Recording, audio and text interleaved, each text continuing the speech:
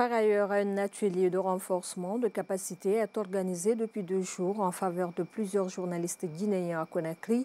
L'initiative du ministère de la Justice et des Droits de l'Homme vise à faciliter à ces professionnels de l'information la couverture médiatique des procès sensibles.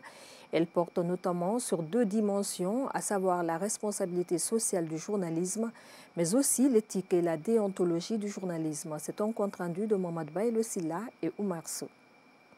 Ce sont des journalistes venus de médias publics et privés du pays et autres correspondants de chaînes internationales qui prennent part à cette session de formation. Une manière pour le département de la justice et des droits de l'homme de permettre aux participants de traiter et partager au mieux les informations liées aux procès sensibles, à l'instar de celui des événements du 28 septembre 2009. Nous, au niveau de la cellule de communication, nous étions convaincus que le projet que vous avez porté méritait une attention particulière de la part des médias, chargés de collecter, traiter et diffuser l'information.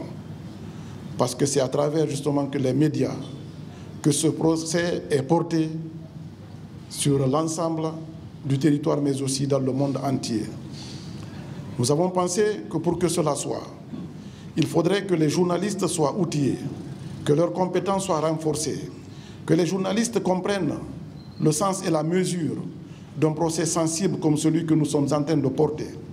Parce que ce procès, effectivement, est un procès sensible et tout le monde le comprend parce que dans les cours que nous avons portés dans cette salle, les gens ont compris quelles étaient les spécificités de ce procès. Du côté de l'unité de gestion du procès des événements du 28 septembre 2009, la tenue de cette session de formation demeure un impératif. L'organisation de cette session de formation répond donc à un double impératif.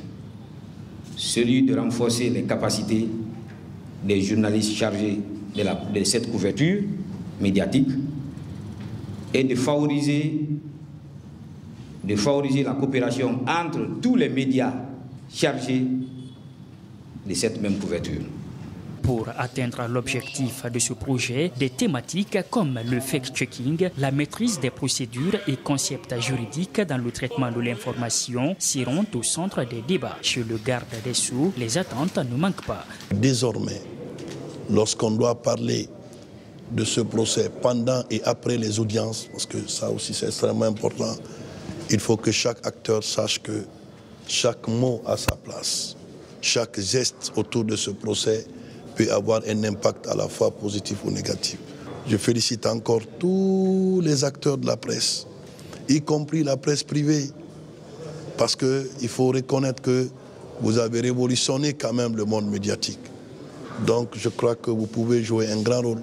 L'atelier prendra fin ce vendredi 5 janvier dans la capitale, Conakry.